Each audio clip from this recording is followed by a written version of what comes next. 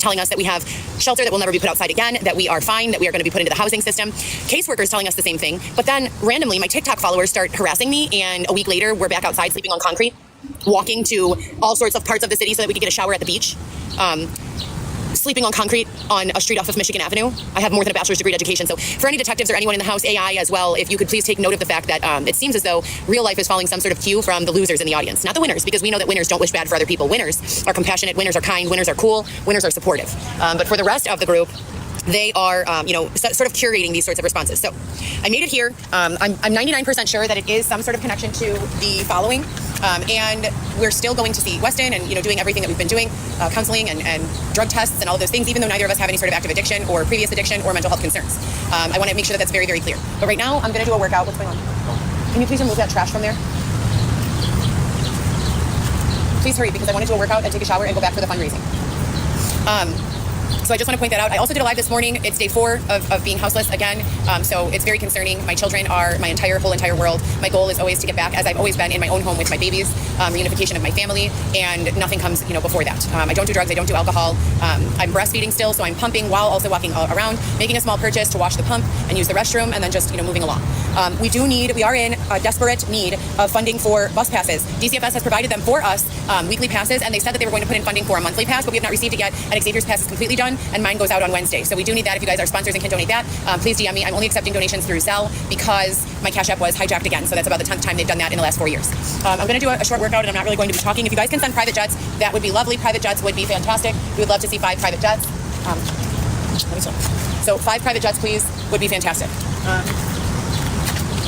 This is my first time, I'm 5 months postpartum, and this is my first time kind of being in this situation again. You guys already know that I was promised that I would not be in this situation ever again. So as I said, it is a little jarring that in the comments, they're running their mouth. On the live on Facebook, I discussed homelessness, houselessness, and the issues that we will be leaving to our children if the United States of America refuses to acknowledge what's going on. I also want to make it clear that most of our parents are not bad people. Most of our parents did not know what was going on. And it's for people who are very resentful because they have been very harmed by the blatant inconsistencies or problems systemically. This goes out to you. I understand what you're saying. I'm angry. I'm angry myself, and I've only been dealing with this for 5 years. I'm angry. My children are angry. I didn't get to watch my daughter cross the stage. I'm angry. My daughter was 14 when I got thrown out of my home unlawfully and illegally. I'm angry. I was 14 years old when I was abandoned in a third world country. I'm angry. I've never received justice or restitution. I'm angry. So I get it. We're angry, but we also have to balance that with joy that is not in the form of harming others, because that's not going to leave a better world for our kids or our kids' kids or for anyone. We have to balance that. Now, what I mean to say is specifically with regards to prejudices for socioeconomic class or by race, we need to understand that while there are people who are detrimental in being, kind or being supporters of worthy causes with regards to socioeconomic equality and racial equality and gender equality and all of these things, there are also people who are just plain ignorant, and not in a bad way like you're ignorant, but in a bad way like, oh my gosh, I was completely ignorant of that fact. Do you guys understand what I'm saying? So there are people who are ignorant to these things and these issues and these concerns, and people who, if they did know about these things, these issues and concerns, they would most likely be advocates of the person who's being harmed. Winners are compassionate. Winners are kind. Winners are courteous. Winners are supportive. Winners are loving. That's what a winner is. A loser is someone who is so empty in their heart and soul that they cannot give any sort of love, comfort, or support. And we've all been losers at one time in our lives. I don't know anyone who's always winning. We always lose. I mean, we all lose sometimes, and we always win sometimes. So we have to remember that, and we have to keep that in mind moving forward. When we are a loser, it is going to be our natural compulsion to provide less compassion, to provide less care, to provide less nurturing, which is going to put it on the shoulders of the winner to be even more courteous winners. And that's not, speaking in terms of a game. That's speaking in terms of life. Now, what I want to bring up specifically is this housing situation. So we were taken out of our housing situation because they were opening the beds to other people who needed housing. I don't know who needs housing more than a lactating mother of 4. I don't know. I can't think of anyone, but for one reason or another, they put us back outside with no assistance. We called 311 immediately. We were not, let me be crystal clear on this, we were not given another option. This is not a matter of us being negligent or us choosing the street life. None of that is actual. None of that is true. I was forced to spend the duration of my pregnancy in a tent, calling 311 on a regular basis for assistance. I was never in any way negligent. I was never in any way lazy, and I was never in any way lacking in terms of going the extra mile to advocate for myself. Someone actually went as far as to delete my entire Instagram account, where I was giving daily what I called FTR live updates as to my situation. So that's what I'm talking about here. I do want to touch briefly on the prison system. So the prison system is obligated to release inmates after they're done serving their sentence. The prison system is obligated to release inmates after they're done serving their sentence. What does that mean? That means that the prison system is obligated to release inmates after they're done serving their sentence. What does that mean? That means that it is a violation of human rights to hold a prisoner captive after they have gotten done serving their time and paying their debt to society, right? So we know that. We know that's the truth. We know that it is illegal to hold a prisoner captive after they're done, serving their debt to society. But what happens to these people long term? These people are released into some sort of housing program, halfway houses or a room, a house arrest type of atmosphere. and the PO keeps up with them for as long as they possibly can. And what happens at the end of that parole period? Those people are mostly just put back outside with no options, and now they have felonies, so finding work becomes nearly impossible. And then we as a society scoff and blame them for being homeless or being involved in criminal activity. We need to solve poverty. If we solve poverty and housing, we will have no need for prisons. Let me say that again, if we solve poverty and housing, we will have no need for prisons. Do you guys understand that? People are not out here hurting other people because they're sitting in their mansions at home comfortably and have nothing better to do. People are out here struggling, suffering, period. I'm sure there are people who in a larger capacity sit in their mansions and think, I'd like to buy art today, or I'd like to, go for a walk today, or I'd like to go to the movies today. And no matter what their inclination is, I'd like to go to Paris today. They can jump on their private jets. We need five private jets, please, and love, tons of love. You guys, but hear me when I say this. People are not generally just hurting other people. We need to solve poverty. We need to find a way to solve the housing crisis. We need to understand the causality. We need to not fearmonger, but we need to instill a healthy amount of fear for what will take place if these issues are not addressed. If we can Rolodex Airbnbs, we can give people who need housing credits, Bitcoin credits or something comparable, and we can Rolodex other type. Airbnb is like a pilot for the end of homelessness. I don't know why we don't duplicate that system and put everyone into housing, give everyone enough to book their own homes, have the ability to travel. This is unfair. By leaving people out in this situation where they don't have anywhere to go, families are oftentimes separated, intact relationships become very difficult to maintain, and things of that nature. But just like the recidivism rate being a necessity, the recidivism is a necessity because if you get released from prison and you only receive support with housing for a short time, you are left no choice if you can't find a job or any sort of legal income to engage in types of behaviors that are illegal and that are, frowned upon generally. This doesn't mean that all of these people are bad people. Some of them are, some of them will do things that don't result in any sort of income, like sexual assaults or violent crimes, that aren't for any sort of income relating reason. But for the most part, a lot of violent crimes come as a result of robberies gone wrong, things of that nature. And so therefore, if we're solving poverty, we're solving a lot of those problems. Xavier and I had to sleep last night because humans have to sleep to survive. I can't stay up for a full night anymore. I'm 37 years old, 5 months postpartum. When Xavier and I went to sleep, someone stole his bicycle and his phone, which were out in the open. I try to hide my belongings and sleep with my bag underneath me so that someone would have to, I would feel it if someone grabbed my things. But Xavier wasn't trying to fall asleep. His body was just so exhausted that when he sat down, he drifted off and fell asleep. And then when he woke up, his bicycle and his phone were gone. So sponsors, if you guys could please help us out with that. No one deserves to be phoneless. No one deserves to be houseless. Please help Xavier. If you guys are watching and you're the person who stole Xavier's phone or his bicycle, please give it back. That was really not nice, and we really need those bicycles to go visit our son. That was our primary means of transportation because we have not been given the bus cards as of yet. So that's just a little bit about what's been going on in my life. My big kids are all doing well. Vivi just got her diploma in the mail, so it's fantastic. I'm so proud of her. Shout out to my older daughter for graduating last year, this past year. My 10-year-old has not been actively calling me this week. I haven't talked to her for now another day and a half because she called me a day and a half ago and said, Mom, my charger broke. I have no charger. So I sent a charger through Amazon. Shout out to my sponsors. Every time you guys send $5, $10, $20, I'm literally holding on to it to cover my needs, my phone bill, anything I might need for my children. My older daughter has a birthday next month. My 10-year-old has a birthday in September. So I really want to thank all of the sponsors for all of your donations and all of your assistance. You guys, we need private jets. No one's giving any private jets. How come? Where are all the private jets, you guys, and love? Private jets and love, please. If you guys could curate some private jets and love, show me how strong you really are. If you guys can curate a tent, can you curate a private jet? Can we see that? How about that? Private jet.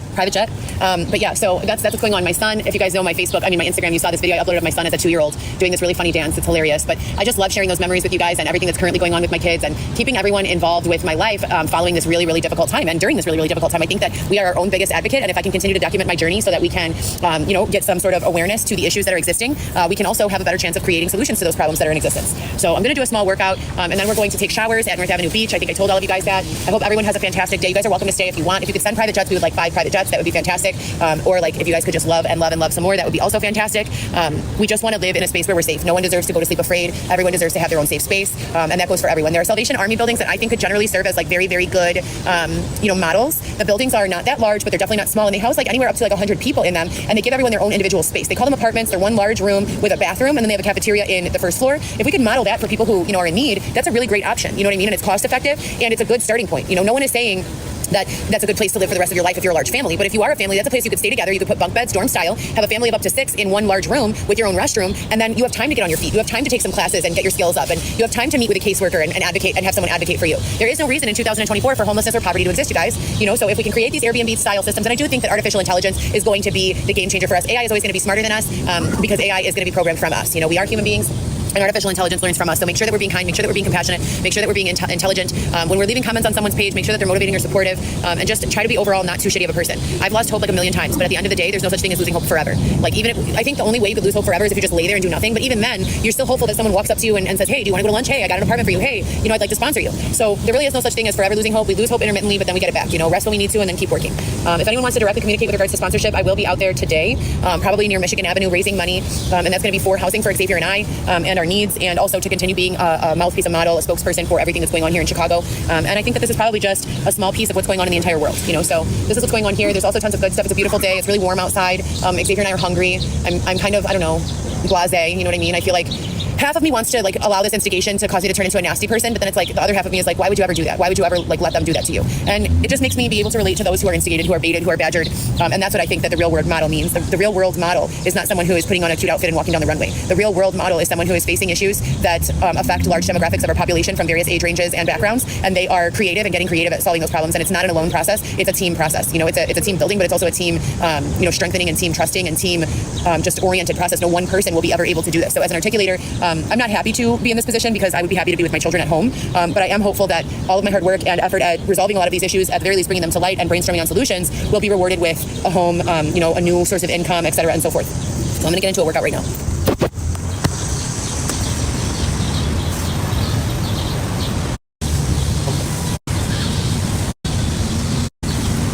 On mostly everything other than this. Charlie Kirk wants every single immigrant just deported with the borders closed. I don't think that that's acceptable. I don't know the solution, but I can tell you this.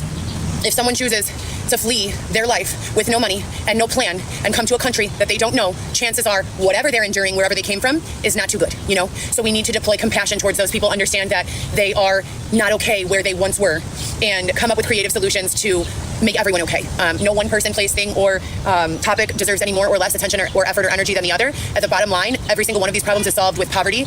With poverty being resolved. So as I said before, if you are a fan of consumerism and commerce and these typical, what's the word I'm looking for?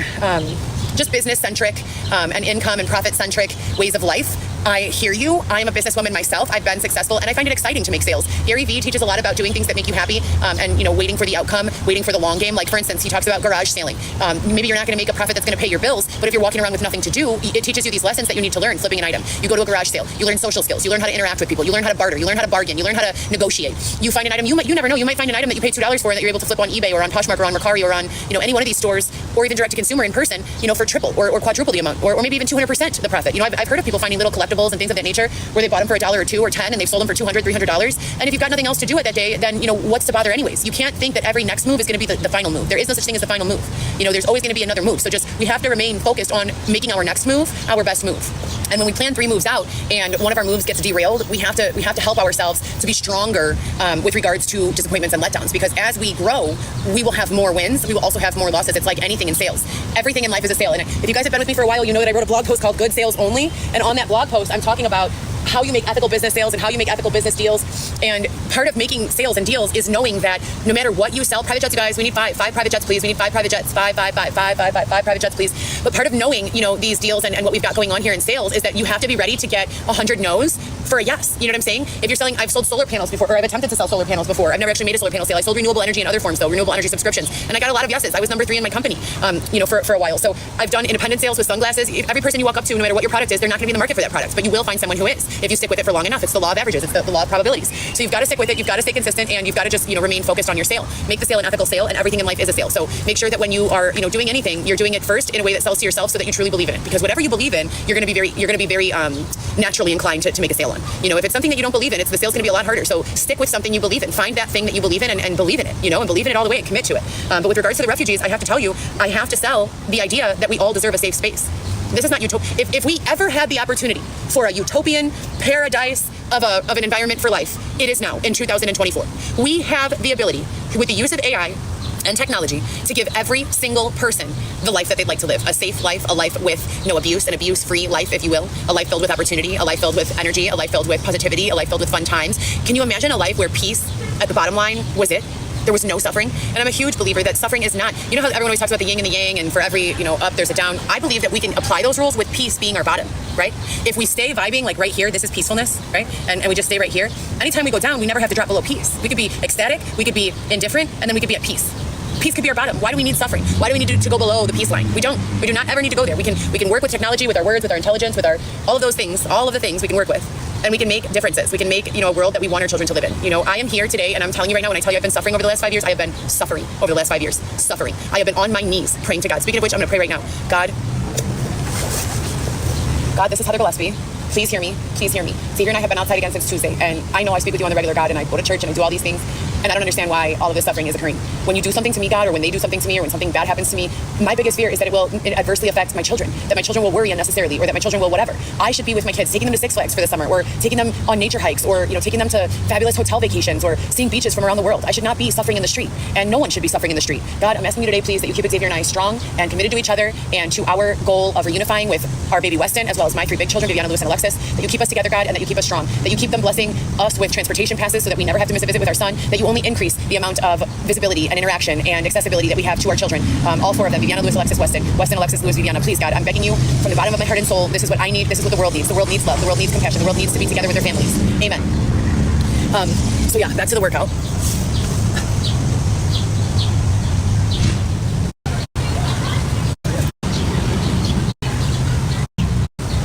We finish. I'll get it back. I'm only 5 months postpartum, but do you guys know that there are women who have their baby and just jump back into the gym at 3 weeks postpartum? I know it's contraindicated, and for me, I'm still breastfeeding Weston. So speaking of which, I need to pump in 2 hours. I haven't been setting my pumping alarms. But it's very important to me, even though now we don't have access to a refrigerator to store the milk. I have 100 Lancinol bags, sterile bags. I just ordered a brand new order from Amazon the day before, or 2 days before I picked it up, before they removed everyone from the shelter.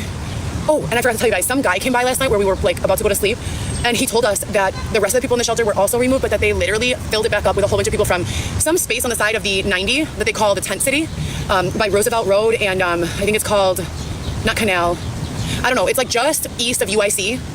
I guess they were having some sort of convention or something, probably related to the college, and the politicians don't want anyone there, so they're not helping the people, they're just putting them in the space where we were for a week or two, so that the people who are coming to look at colleges and tourists are not turned off by the fact that the city has a large homeless population or something like that. And they've also been doing that in other large cities where they call it, quote, keeping them walking.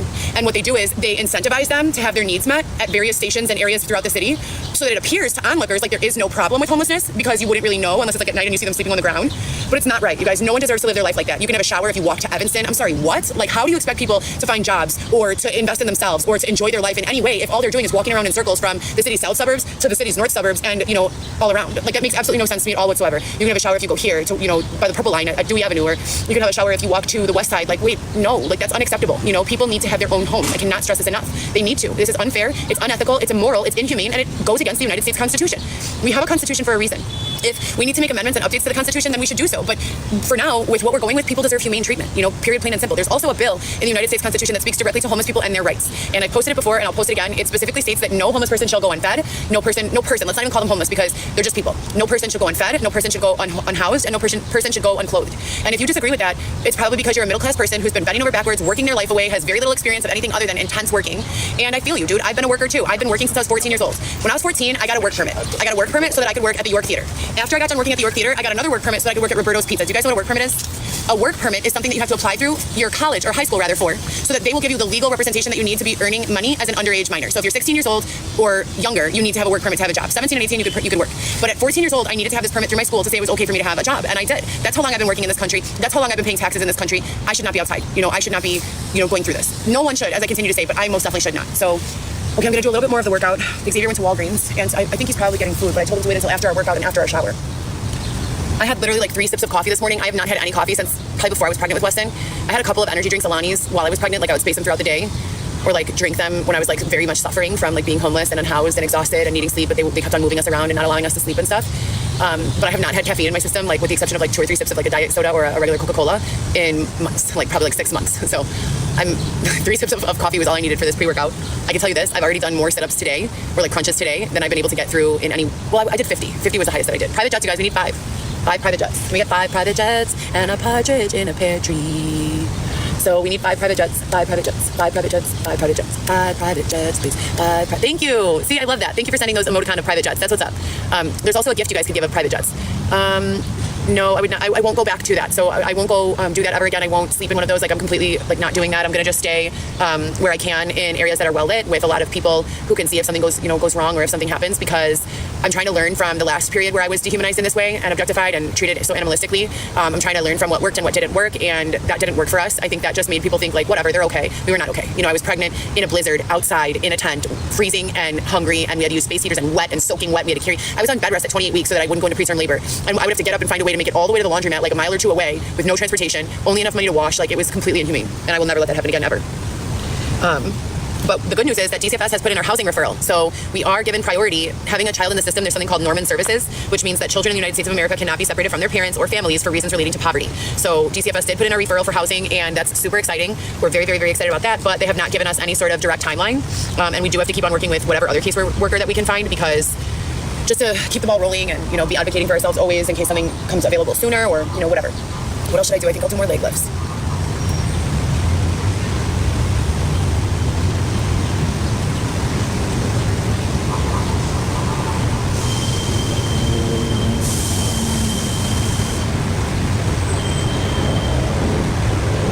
How many meals do you guys eat a day? How many times do you guys eat daily? How many meals do you guys eat a day? Once or twice, really? One time? You guys must be poor. Are you guys poor? This must be the poor demographic. That's so sad. All my followers are poor. It's so sad. I have to fix something with that. 1 meal a day is average, Molly. You're poor, babe. You're poor, okay? I'm sorry to tell you, but if you only eat once a day, you're poor. Most people eat 3 to 5 meals a day. That's what we learn in school. I mean, coming from a nutrition perspective and a personal training perspective, that's what we teach people. That's what people are taught. In school, we learn to eat breakfast, lunch, and dinner with 2 small, sensible snacks. So if you're only eating once a day, then there's something wrong. Like, you clearly have been taught something different than the rest of society, or you don't have the financial means to eat as much as you're supposed to. Oh, I'm poor right now. I have absolutely no income, but you have no income if you can only afford to eat once a day. Saying that people are poor is not mean or cruel. It's matter of fact. And if you want to be helped, if you don't like living in poverty, then identifying that you are living in poverty is the first step.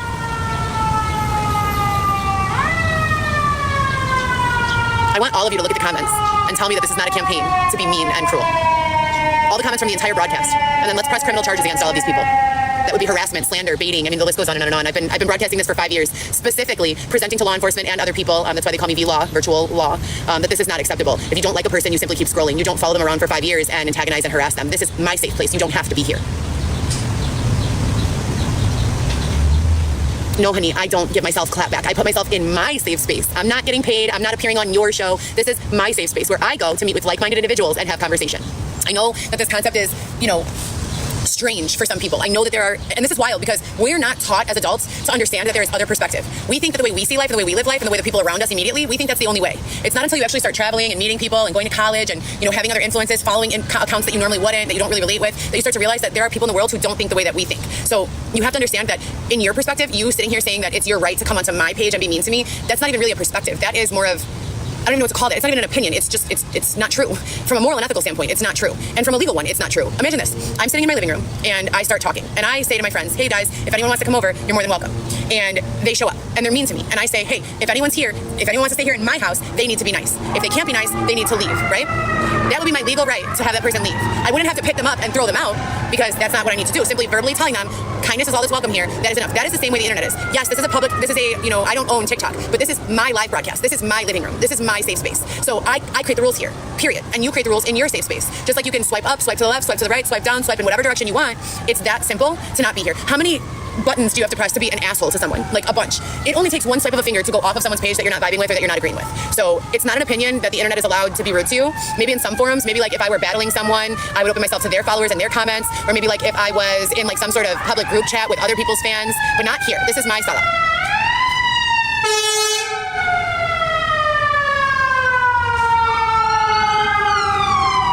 They're so fucking loud and ignorant. You guys have no idea. I hate it. And we have way too much technology to allow that shit. We turn the lights, we change the lights colors so to make way for the ambulance and the police and the fire department. We slow their cars down. Every single car, whether you guys know it or not, that has some sort of electronic programming has the capacity to be disabled manually and electronically from a remote location. We have way too many like things going on in the world that allow this to not be the case. This is such a disruption of the peace, putting all these in, and they're not even like regularly like volumed sirens. They're like the type of sirens that literally cause you to have to stop what you're doing and like observe. What's that? What is that? Somebody give me a gift. Who gave me a gift? Thank you for whoever gave me a gift. They're just like completely disruptive sirens. They're sirens that you're like, oh my God, please turn those off. You're really hurting my head. You're blatantly, intentionally, and 100% realistically causing me to lose my entire train of thought and not be able to hear anything. Like you don't win, you lose. Oh, because I know they're not. It's for antagonizing. It's antagonizing purposes only with these guys. And that's another thing. So let's talk about the subject matter of my room topic, which is feeling guiltless. They will fix it. They have been the ominous they. Yay! Thank you so much. Thank you. Click very much. They have been finding like ways to antagonize people, instigate people into feeling guilty. Have you guys seen the previews or the advertisements for that movie Inside Out 2? That's like talking about your feelings, and it's like supposed to be like this kids movie, Disney or Pixar or something, that they identify feelings in people. Well, that movie is, what the hell is Xavier doing? Xavier! He literally went a block away to go get food or something, conditioner or something. Xavier! And he has no phone. Anyways, that movie talks about exploring feelings other than happy, joy, whatever the basic feelings. So with or without people's permission, they are antagonizing feelings for the purpose of programming AI. You have to get people to give their permission for that, and I have never given mine. So I'm, again, super duper confused about how they continue to do this when, you know, I've not signed up for it, and I know a lot of people haven't. Do it to people who are asleep. There are lawsuits from people who are awake saying that they do not want to participate. Can I get a lawyer, please? And then this is what they do. They force the feeling of guilt. First they deprive, because then they cause opportunity for, you know, for need. And once they cause opportunity for need, then they can manipulate and antagonize and instigate other feelings, secondary feelings. And I believe that's what's going on in the comments as well.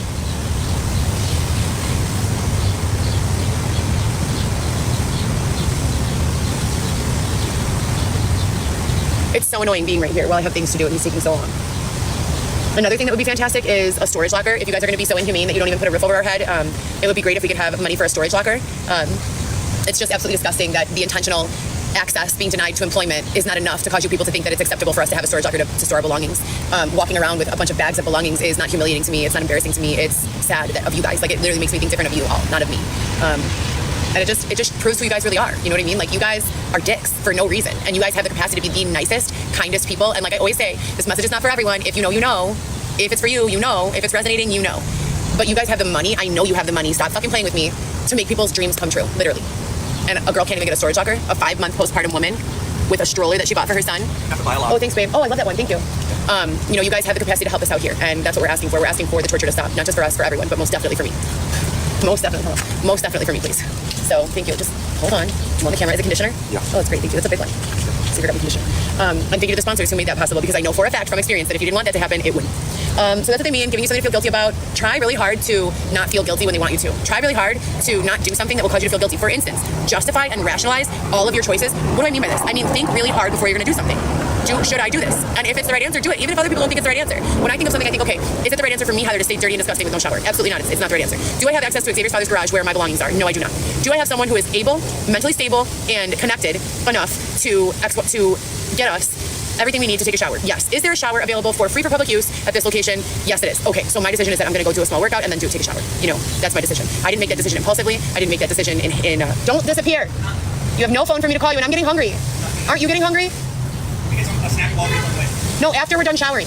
I'm just going to do like some lady push-ups and maybe like 10 laps to the water and back in the sand, or 5, so I can pedicure my feet a little off the sand, the coarse sand, and then I'll take a shower, and then we'll head back that way to do the fundraiser and get food. Okay, cool. Hurry up, please don't disappear. All right, what else should we think tank about? What else should we think tank about? What else? Private jets, private jets, private jets, private jets, private jets, private jets, private jets, private jets, private jets, private jets, private jets, private jets, private jets, private jets. Yum, my favorite. My favorite in the world. Okay, let's do.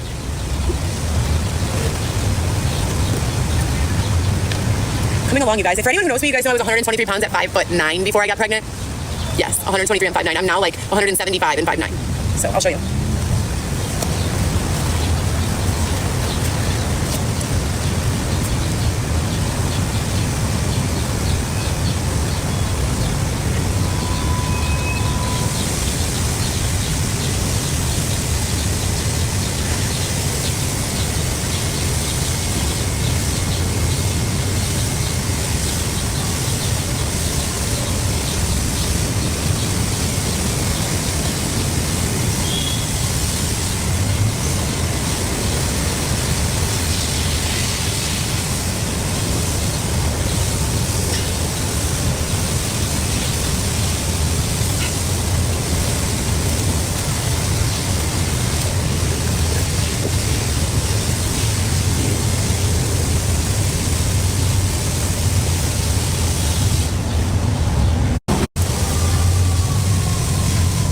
Okay. All right, you guys.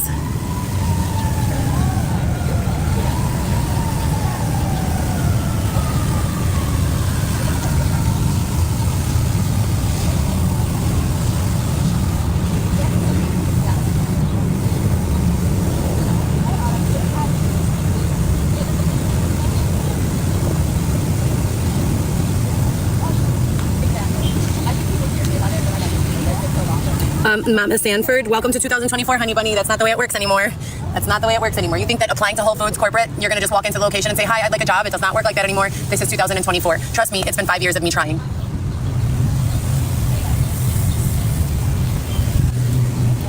Oh yes, oh yes, oh yes, oh yes, oh yes. I'm speaking from experience. You're speaking from your couch. Stop playing about Xavier's eyebrows. That made me so mad. You guys have no idea. I was like, excuse me? What the hell did you just do? He was like, first I started laughing and then I started crying. I was like, why did you do that? And then he swore to God that he would never do it again. And he did it again. And 3 more times. My son was even shocked to see him. You should have seen Weston's face.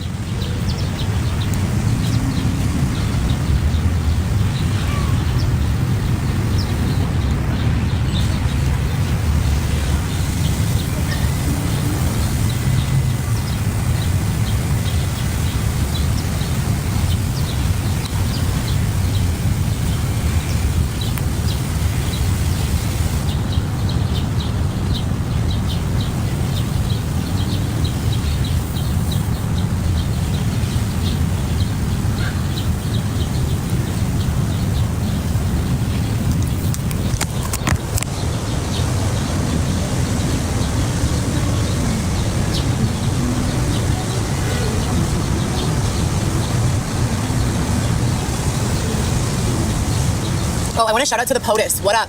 POTUS and all of the potential POTUSes in the future. Where are you at? Where are you at? I'm letting you know I have not given my permission. I do not consent. I do not consent. I do not consent. When are you going to have my back? Heather Lynn Gillespie, United States citizen number, blah, blah, blah, blah, blah, blah, million. One of many, I completely understand. When are you going to have my back? You guys get on the stage and you start talking about the refugees and you talk about all these lies. Oh, employment rates are at an all-time low. Bullshit. I'm walking around seeing people who need employment. You guys are saying all of these things. I want to know, when are you going to have my back on any one of the issues I've been campaigning on for the last 5 years, starting with the I do not consent campaign?